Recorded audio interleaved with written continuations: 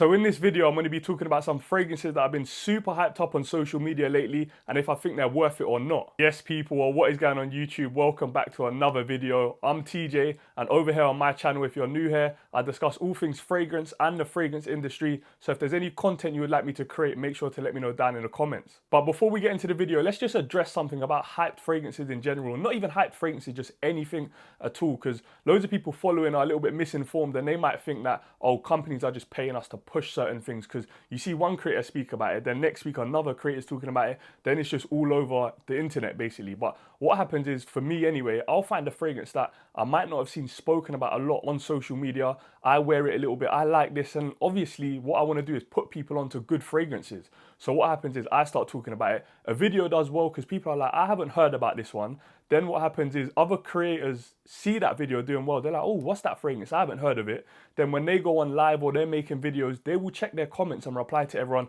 And they'll see someone asking the same question. Oh, have you tried this one? What do you think of that one? Would you rate this fragrance? And of course, that is going to make a creator go out and try and smell the fragrance or even buy it or blind buy it just to give their followers their kind of opinion on the fragrance.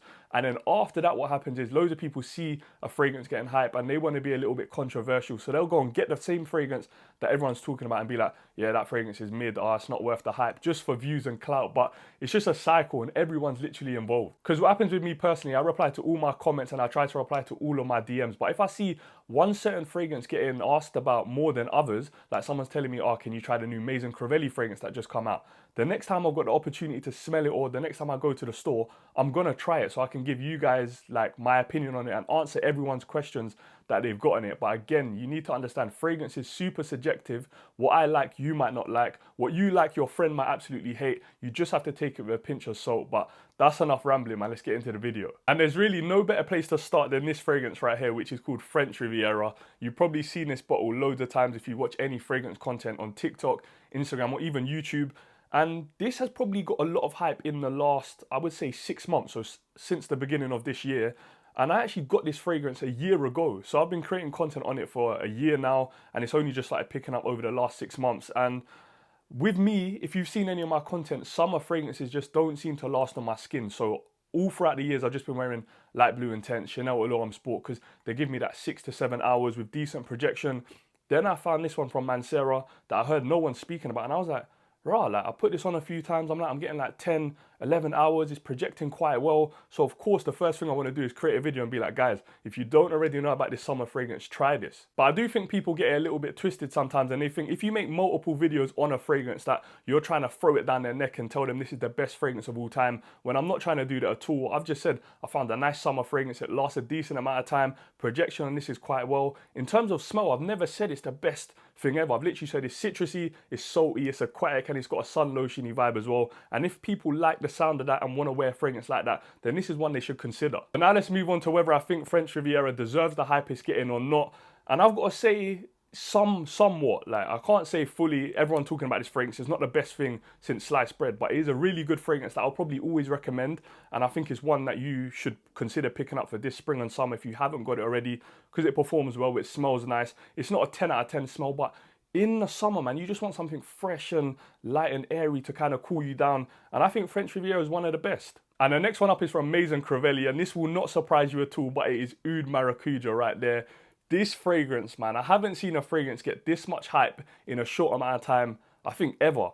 And the craziest thing, this has been getting hype over the last 3 to 4 months. And this is a fragrance that come out in March 2023. And in my opinion, Oud Maracuja is a really nice fragrance. It's a fruity oud fragrance. It's got a little bit of sweetness in there, but it is a lot different to what's on the market. Of course, you've got Ombre Nomad, which is kind of that fruity raspberry leather oud, whereas the passion fruit in this is so prominent, it smells nice. But I don't think that is the reason why this fragrance has all the hype it has. It is definitely down to the performance of the juice, because everyone's on the hunt for a beast mode fragrance. You want to pay your money and have a fragrance that lasts long on you, that you can smell, but when you go into a room, everyone else is like, whoa, who the hell is that? And this is a fragrance that does that. So I think in terms of longevity and this lasting on your skin, this is going to last pretty much all day. You're going to smell it on clothes for multiple days, and I think that's why Oud Maracuja has the hype. And again, people started speaking about this one, and then the snowball effect happened. Loads of people wanted to try it, and before you know it, Maze and Crivelli have made a lot of money because this fragrance was sold out for ages. And even when it comes back in stock in Harrods, like, they message me and they're like, yeah, we've got it back in stock if you want it. Literally within 2 or 3 days or even a weekend, this fragrance is gone. Like, do I think this is one of the best smelling fragrances? Probably not. It does smell really good and I enjoy wearing it, but the performance is probably one of the best ever, barring, followed by kerosene, which is crazy. But yeah, again, loads of people then want to try this and go, oh, it's not that great, which is all subjective, but definitely let me know down in the comments if you like Oud Maracuja or not. And now another fragrance that's got a lot of hype recently is another blue fragrance, which is crazy. We've just had French Riviera and Oud Maracuja. Now we've got an actual blue fragrance called Blue Talisman, and if you haven't seen the bottle, there it is. And I actually like everything about the bottle, man. It just feels like a classy fragrance. The cap is nice, but the atomizer on this is crazy. Let me give you a spray. Wow, that is just insane, man. But if you haven't smoked this fragrance, what you're going to pick up from this is like a spicy muskiness in the opening. You pick up like some black pepper and musk. There's pear in this, which you don't pick up like a proper fruitiness to it, but you do pick up some sort of light and airiness to it. But yeah, man, if you haven't tried this one, I definitely recommend it. And a quick story about how I even got this fragrance. I went to Paris last August and I tried this in the Ex Nihilo boutique. And then I went into Javoy after and tried literally probably 50, 60 fragrances from loads of different brands and some strong ones as well. And I had done 2 sprays of this on my hand. And literally I was there for like 2 or 3 hours in Javoy. And I'm like, what is that smell, man? I'm sure I haven't sprayed anything on me. And I'm smelling it and I'm remembering it's the new release from Ex Nihilo. So straight after I left Javoy, I was like, I have to go back to the boutique, which was literally 2 shops around the corner, and I had to buy this. And yeah, I got it before it was even available in England. And there was one video that I dropped on this fragrance that went kind of crazy. So towards the end of last year, I dropped a video saying my most complimented fragrances of 2023. And most complimented videos always do well because people want compliments from their fragrance. And this, from August to December, was my most complimented fragrance last year. So this coming at #1 as my most complimented fragrance. And obviously that video went viral. Then loads of people wanted to go out and try this fragrance and buy it and stuff like that, which is all good. But what experience I get with a fragrance, you guys might not get. And as well, if I talk about the price point, so this is £260 for 100 ml. And now, do I think it's worth that price? Like, that's subjective because obviously I was willing to pay 260 for 100 ml at the time. Maybe it was a little bit of an impulse buy, but I still think it was worth that amount at the time. But now when you think about the other fragrances on the market, 260 for 100 ml is very steep. I think, do not go out and blind buy this by any means, but if this fragrance was more in the £180 to £200, I definitely think this would be a steal to get. Because yeah, in terms of performance and everything, I think this is lovely. And with fragrances in general, if you really want to test them, you should not spray it on a test strip because you're not going to pick up how it develops on your skin. And this is one that you cannot spray on a test strip and then just give your opinion on it. This has to go on skin. And for me, it took like multiple wearings for me to really enjoy this because each time I got something a little bit different from it. So if you're going to try it, make sure to go on skin and just give it at least 3 or 4 wears, I would say, for you to really enjoy Blue Talisman. But do I think this one's worth the hype? I'm going to say yeah, you know, because it's a fragrance that I would wear all year round. It is blue and it is a little bit fresh, but it still smells thick and dense enough where you can wear it in the autumn and winter. And it's just one that you could kind of wear in all occasions. It's that Swiss Army life kind of fragrance.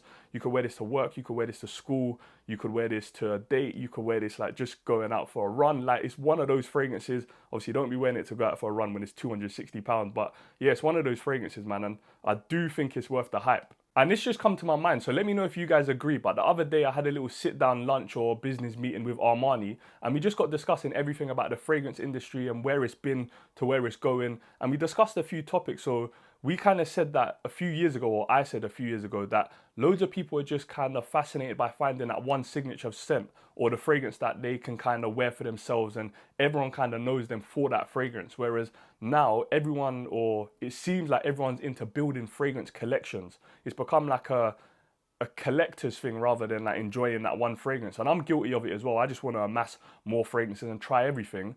But it's definitely gone to a more collector based than just enjoying fragrances for what they are. But I guess probably that's down to social media creators like me. I have to take a bit of the blame. But yeah, man, let me know down in the comments what you think of that. And what I try and tell you guys when I post my videos is, and if you haven't heard me say it already, then definitely listen to this. Don't go out and blind buy fragrances. And when I go out and speak about super expensive fragrances, that's not me trying to be like, yeah, go out and buy these, or these are better than everything else. It's just, the more you just try designers or the Arabian fragrances, like you want to just see what else is out there. The super niche fragrances, the super expensive ones, the luxurious fragrances there are. And I'm just showing you kind of what is out there. And if you wanted to go out and try these things, where you can go to try it. But in no way am I telling you guys, go out and buy this. You need this in your collection, because you don't at all. I think 3 fragrances in a collection is more than enough. But yeah, man, let's get back to the video. And now, if you didn't think these fragrances were going to come on the list, then something is seriously wrong with you. But it's not even one fragrance. It's actually the house of Jean-Paul Gaultier. And before I get into it, let me just take these things off because they're super annoying. So I'll hold this fragrance up here, but I'm talking about the whole line, Le Beau, Paradise Garden, all of that stuff. And it's like people literally sell a kidney to try and get one of these when they're sold out. But I think the main thing that these fragrances get their hype for is not the smell. I think it is, one, the bottle. Like, the bottles are so catchy. You see this in someone's video, you just know straight away it's a Jean-Paul Gaultier. There's nothing else on the market like this. And I think, 2, the accessibility factor to this. You can find this in your local Boots, your local Superdrug when it's in stock. You can pretty much see this anywhere. So obviously anyone can get their hands on it. 2 or 3, I'm not even sure. The price on this one is good as well, because I think for 125 ml, it's about £100, which is affordable for most people when they're buying a designer fragrance. And they're the main 3 reasons why I think these fragrances get the most hype. And smell-wise, you do have to say that Jean-Paul Gaultiers, they do smell pleasant. Like, no one is actually going to smell the fragrance and be like, bro, like, what the hell are you wearing, man? Take it off. That smells disgusting. It doesn't matter what fragrance is, whether it's Scandal line or the Le Beau line or Ultra Mel, whatever it is, people are going to smell it and be like, oh, that smells pleasant, that smells good. So that's what you want from a fragrance. And on top of that, the longevity and projection are good enough. So overall, are the Jean-Paul Gaultier fragrances worth the hype or not? I think they are. I don't even think they get too hyped up in terms of like people banging on about them being the best fragrances ever. It's just like, it's a cool bottle to have in their videos, so people include it in there. It's one that catches your eye. And of course, they release so many new ones. When there's a new one, it's always good to kind of speak about. So they're not too overhyped, and I think the hype is definitely valid. And the last fragrance on this list is from Stefan Humbert Lucas. And can you guess which one it is from the ones I have in my collection? It is, of course, God of Fire. And there's a close-up of the bottle right there. And you know what? With this, I don't think people are going to like what I have to say when it comes to this fragrance. But let's see anyway. Let me know down in the comments, yeah? But when it comes to smell with this fragrance, you can't really fault it, man. It smells amazing. You pick up the mango in there. It's fruity, it's sweet, it's tropical as well. But it's going to sound weird to say, but I don't think people necessarily buy God of Fire because of the smell, because there are loads of other fresh, sweet, fruity fragrances out on the market. But when you hear other reviewers talking about this fragrance, you hear the main or common theme is the longevity and projection. So I've heard people say beast mode. I've heard people say 12 to 24 hours. I've heard people say projection's crazy, it's going to fill a room. And that's why I think people buy God of Fire. My experience with this is not the same. I've worn this quite a lot since I've got it. I literally spray it on my hand every single day to see if I get that kind of performance from it. And I even spray it on my clothes as well. And I'm still maxing out at that 6 to 7 hours. And by the way, if you haven't seen my video ranking all of the Stefan Humbert Lucas fragrances in my collection, I literally dropped it just before this one. So I'll pin a card right above me and check that out. And yeah, the main thing with hyped fragrances is the expectation that people think they're going to get from a fragrance. Like, if loads of people are telling you this is a beast mode fragrance, you're going to go out and spray this on you. And then after 3-4 hours, if you can't smell it, you're thinking, what the hell is going on? What is everyone talking about? And that's why when it comes to fragrances, if I absolutely love a fragrance, I know people are going to think I'm gassing the fragrance up or I'm talking up a little bit too highly. So I'll bring it down a bit. If I think something's like a 9, I'm going to say, yeah, I'll give it like a 7.5, 8, just because I don't want people going out thinking this is the best thing ever, and then it kind of is below what they thought it was going to be, if that makes sense. I'd rather say this is like a 7.5, 8, and them to go out and try it and be like, yo, that fragrance you spoke about is fire. I'm giving it like a 9, 10. That's what I kind of prefer. And I think when it comes to smell, you can't fault this. It's a beautiful fragrance, and it does deserve the hype, I would say, more so than not, because of how it smells. And if loads of people are getting great performance from it, and I'm the only one, or there's a handful of us that are not getting that amazing performance, then it's us that have the problem, not you guys. So yeah, overall, I'd say God of Fire is worth the hype. And to be honest, with all of these fragrances, whether or not I think they're worth the hype or not, if you like the fragrance and you like how it smells, that's all that matters at the end of the day. But yeah, man, that is the end of the video. I hope you guys all enjoyed it. And if you do want to see a part 2, because I've got loads more hype fragrances in my collection, let me know down in the comments. And also comment down below which fragrances you would want me to include in the part 2. But yeah, if you guys are not already following on TikTok and Instagram at TJ Talk Sense, what the hell are you doing? And if you watched to this part of the video and you're not subscribed, come on, man, just hit that button for me. Like, share, all of that good stuff. But thank you guys for watching. I'll see you in the next one. Love for the love, my people. Bye.